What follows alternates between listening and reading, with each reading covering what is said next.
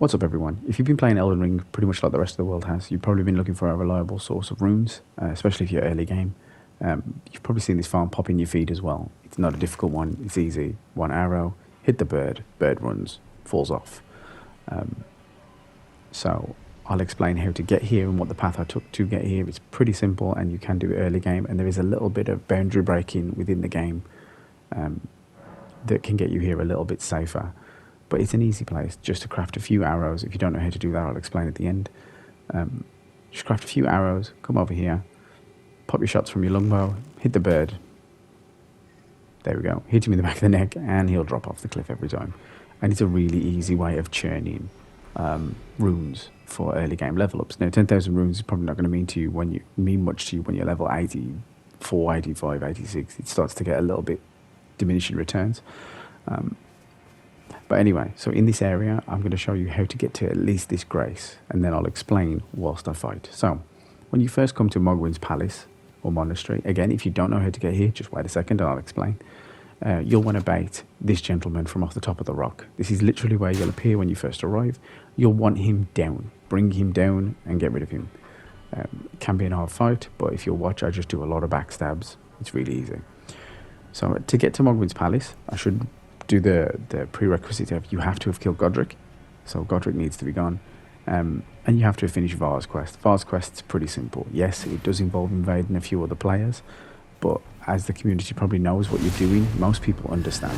So even if you just walk into somebody's world, invading, just put your hands up, let them kill you, or you immediately run off a cliff, doesn't matter. 3 successful summons, and Varres will be happy. He'll then ask you to soak a cloth in maiden's blood. Now, there are a lot of maidens in Elden Ring. You can find them. It's not maidenless, regardless of how maidenless I am.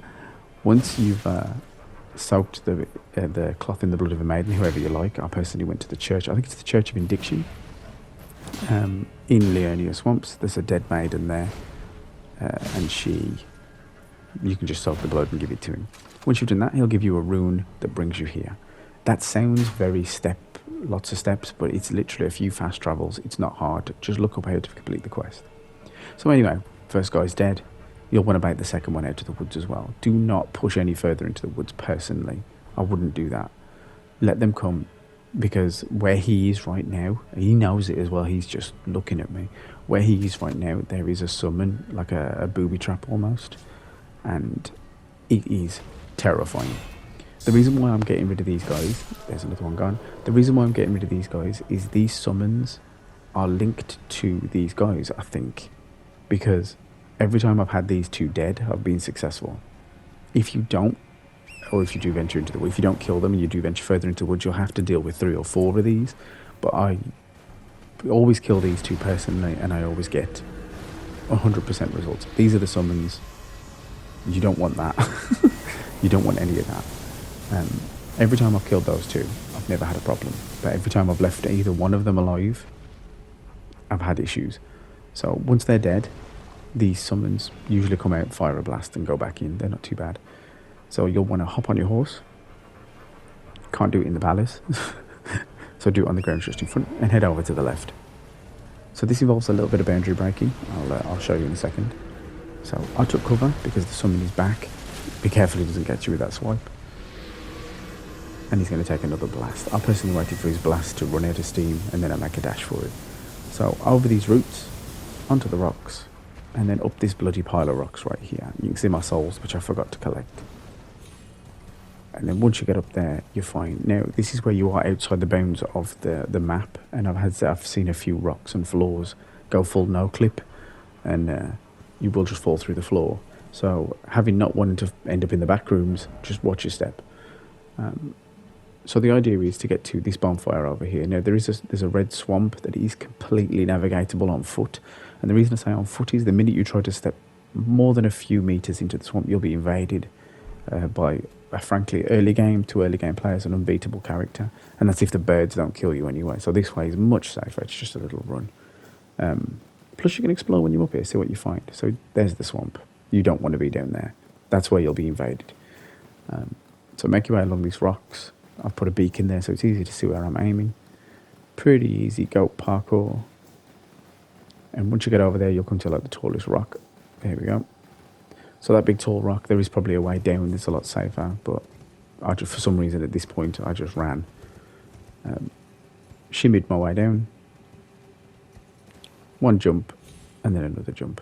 And that sort of makes this area a bit more survivable. Remember, you do have to kill Godrick, and you do have to pursue Varres' quest.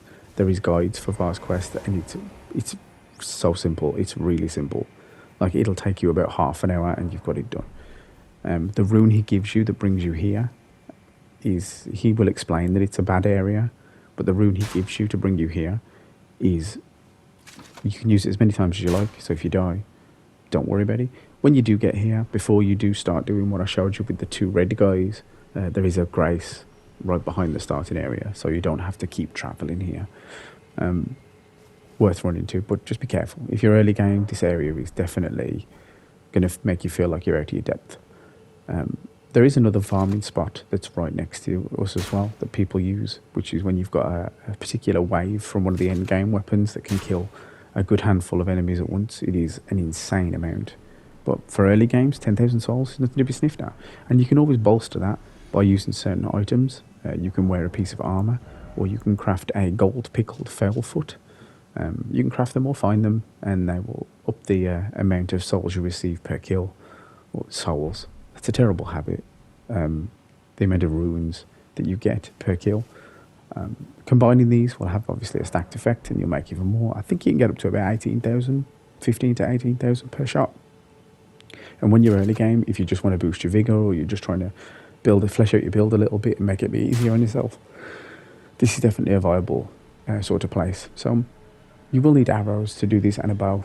A bow's easy to purchase. Carly will sell you one, I think. If not, then there is a merchant that will sell you one not far away from Limgrave.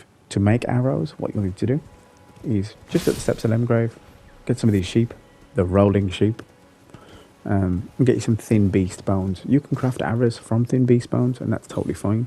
What you can also do to improve your chances is kill birds, and they will drop flight pinions. Use the pinions to craft a better arrow. You might need to buy a cookbook to craft a better arrow, but it's definitely worth it if you can do it. But if you're at the point where you can do Varres' quest and you've killed Godrick, you probably know how to make arrows. But this is just how you do it. So a couple of bird bones, a couple of sheep feathers. And, everything drops thin beast bones. So kill you some beasts, get you some bones. Even though the beasts can be a little bit elusive while they're alive, they can be a little bit hoppy and hard to hit. But I'm swinging a halberd, so it's not fun. Some of them can be elusive even when they're dead. See? What an asshole. But yeah, there you go. Hopefully that helps. Make you some arrows. Use an easy little no-clip path. It seems complicated. It looks like something you couldn't follow, but it'll be done in a few minutes. And you can grab yourself some easy runes to get you kicked off, so you can catch up and do some co-op if that's the case. Anyways, you have a great day, and I hope this helped. Take care, guys.